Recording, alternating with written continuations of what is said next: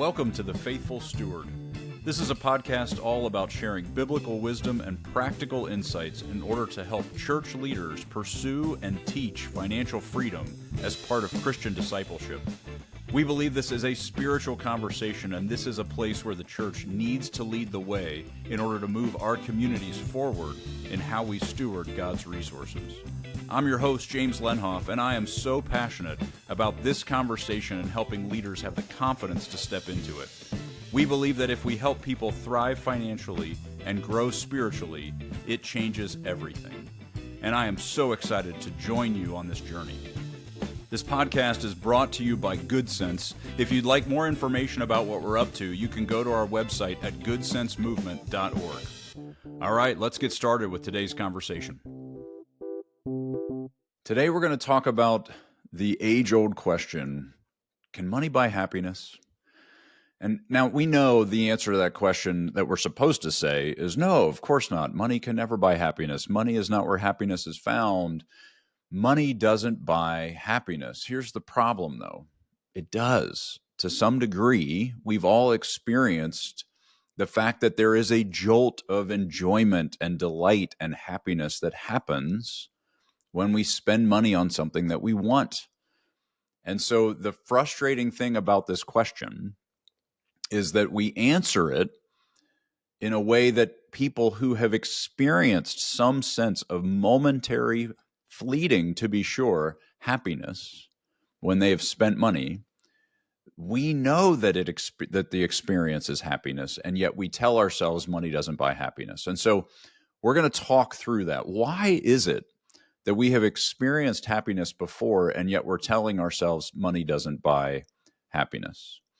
Well, here's really what happens.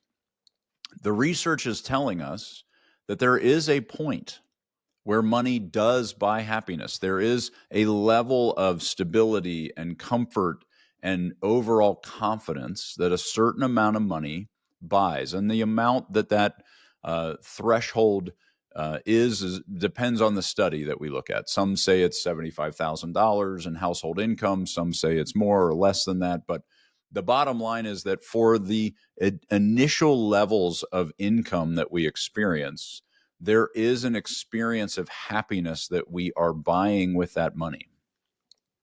And that makes sense to me. We can't experience happiness if we don't have a roof over our head. We can't experience happiness if we are constantly stressed about where we're going to get our next meal. There are levels of happiness that get unlocked simply because it's not crowded out by fear and anxiety and desperation and stress. That makes sense.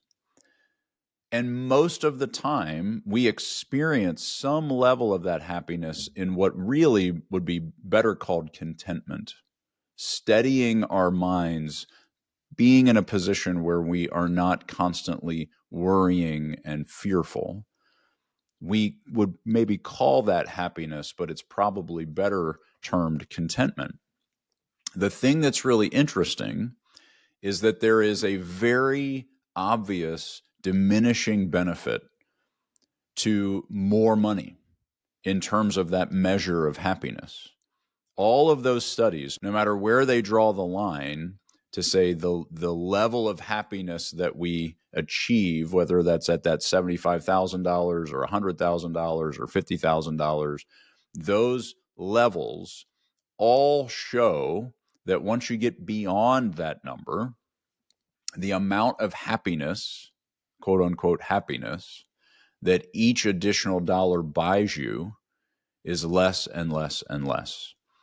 The law of diminishing returns, right? We find ourselves becoming less and less satisfied, less and less content, and less happy with each additional dollar that we get.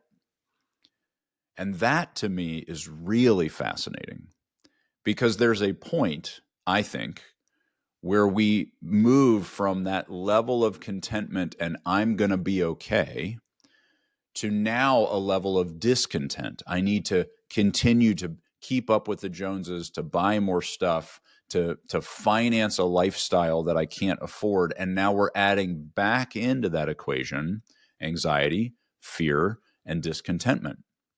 And so it makes sense to me that once you click through some of those thresholds, some of the things that you avoided or that you were healing from or getting away from as you got to a place of steadiness, you actually go back into. It's fascinating to me that we end up in a situation where we're adding back in discontentment and anxiety and worry because we're so focused on making a lifestyle that we see other people affording, and now we're chasing something. And so money does buy happiness. We need to reframe the way we think about this. But it is not the source of that happiness, and that is the key. Scripture is very clear that it is not money that causes issues. Money is a neutral thing. It is our love of money that is the root of all kinds of evil. It is our heart condition. It is when we start looking to money to bring us happiness, when we start to see it as the source of contentment and peace and satisfaction. That is the problem. That's what becomes this insatiable chase, this unending pursuit of more. That is what leads to the toxic heart condition that we see so often and so pervasively in our society. We are stuck in this pursuit of more money because we see money as what can buy us satisfaction and contentment. There is a level where we actually get to a level of contentment. There is a point of peace and steadiness where our basic needs have been met. We have a roof over our head. We have food to eat. We are okay. And we can't get to a place of stability until we can say that. But beyond that, there is very little that money can do in terms of material experience that will actually lead to sustainable, lasting delight and joy and happiness. There's this really interesting thing called the hedonic treadmill, where we get used to something that we just bought. We call it hedonic adaptation. We buy a thing, and that thing for a moment gives us this jolt of joy and delight and what we may call happiness. But then it just becomes a thing. You know, you buy your phone, your new cell phone, and it's super exciting because it has whatever the new whiz-bang feature is that you really wanted, and you get to experience that. And then at some point, whether it's a week later or a month later, certainly not much longer than that, at some point in the future, it's just your phone. It doesn't really matter. It's not significant because you're used to it. And so the only way we feel something new is if we buy something new, if we experience that jolt again, and that treadmill, that hedonic treadmill where we're constantly getting used to what we have, which makes us want new so that we can get that little shot of excitement and delight. That is what happens beyond that threshold. That's what creates this perpetual chase for more and more. And that is what Scripture has been warning us to guard our hearts against. When we see money as the source of that delight and that happiness, we have no choice but to want more. I think it's interesting that in Proverbs, we see Solomon asking, God, give me neither riches nor poverty. Give me just this place of steadiness and contentment. Let me be at peace. If I have too much, I'll fall in love with what that extra and abundance buys me in terms of self-indulgence. I'll become so selfish. And if I have too little, I'll stay in this place of striving and desperation and fear, and I won't be able to experience any form of generosity because I'll be so focused on meeting my own needs. I think that is true. That is wise. That's why we love this idea of setting boundaries and saying this far, no further. This is enough. This is comfortable. This is steady. Because it's in that place where if we get more, we give it away. We stay generous because we don't fall in love with the more material experience that can buy us. We also want to be in a place where we can be confident and steady and know that we're okay, so that we're not in a place of scarcity, and we're not hoarding and scrounging and fighting to protect ourselves, because that is a very hard place to be long term. It is exhausting. It is hopeless. It's self-defeating. And so it is that middle ground, that sweet spot that the wisdom of Proverbs is calling out. That's where we want to put ourselves. And we can experience happiness in that space. And the studies that we've seen in behavioral finance prove that that is true. Scripture has been telling us it's true forever, but we now have these data points that show us that that is kind of a sweet spot where we experience more happiness.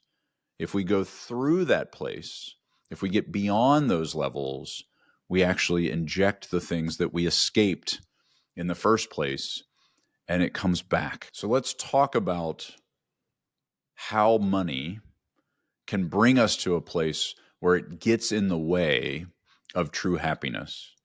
We've already kind of indicated this idea of falling in love with the more that it can give us, because we keep getting these jolts of delight and joy in that self-indulgence. It also can become the thing that we worship. It can become our focus. Our attention is on more. Our attention is on income and cash flow and making sure that we get as much as we can. And it actually can block us, like the rich young ruler experienced with Jesus. He went away sad because he had great wealth. He was unwilling to relinquish his ownership in the resources that he had. He was unwilling to say, it's not mine, I don't need it, because he saw it as his source of confidence and status and significance. And it actually becomes the replacement of our worship of Jesus. It puts us in a place where we don't find our significance in him. We don't find our confidence in him. We don't find our contentment in him. We find it in our money. And so it does steal the happiness and the joy from us when we replace pursuing God's intention with his resources, when we replace our journey of generosity with this self-indulgent, self-focused experience. There is so much beauty and so much delight and happiness that can actually come from more money being in our hands that we then honor God with. There is a way to break through that plateau, that point where money no longer buys happiness. There is a way to actually allow it to continue to buy more happiness. But most of that comes from us stepping further into generosity, from us recognizing as it continues to accumulate, this is not mine. None of it is mine. It is all God's, and all of it is there for future obedience. Faithful stewardship is what protects us from the ways that money can steal our happiness if we're not paying attention. And what I have seen is that these things become self-feeding, virtuous cycles. And so if we have drawn these lines and said this far, no further, we have said this is contentment, we've put our lifestyle cap in place, we've been intentional with our faithful stewardship.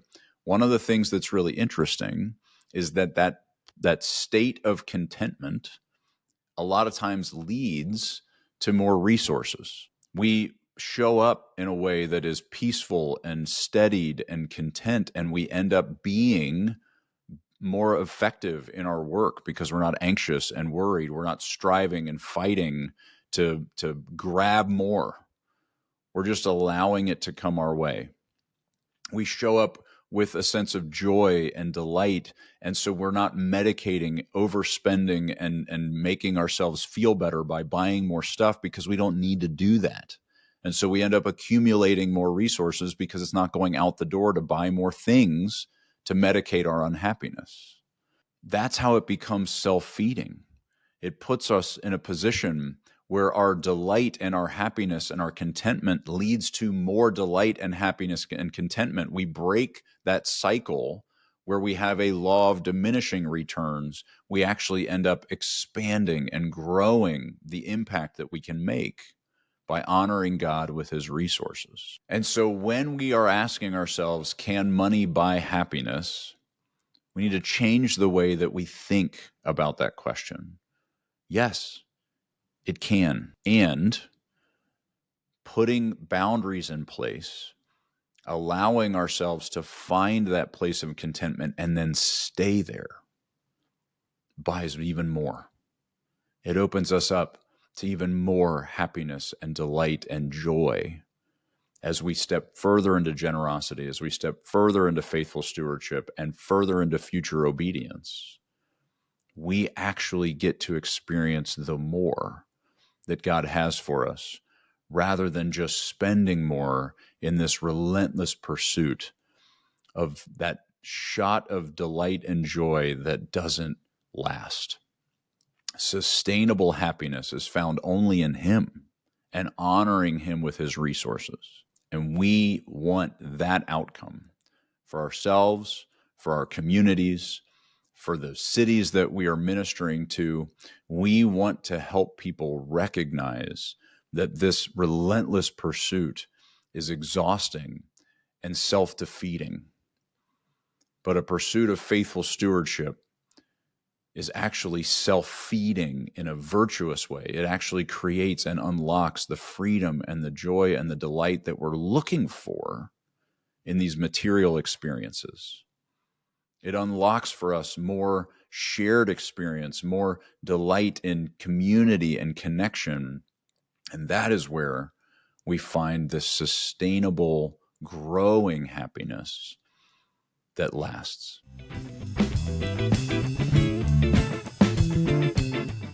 Well, thank you so much for listening to the Faithful Steward podcast. Be sure to check out the show notes for links and other information that we mentioned in today's episode. Also, be sure to check out our website at goodsensemovement.org to get all the resources we offer churches to help equip them in teaching financial stewardship to their community. If you have any questions or any topics you want to make sure we cover on our show, you can email me at jameslenhoff@goodsensemovement.org. I'd love to hear from you. I hope you all have a great week. We'll talk to you next week.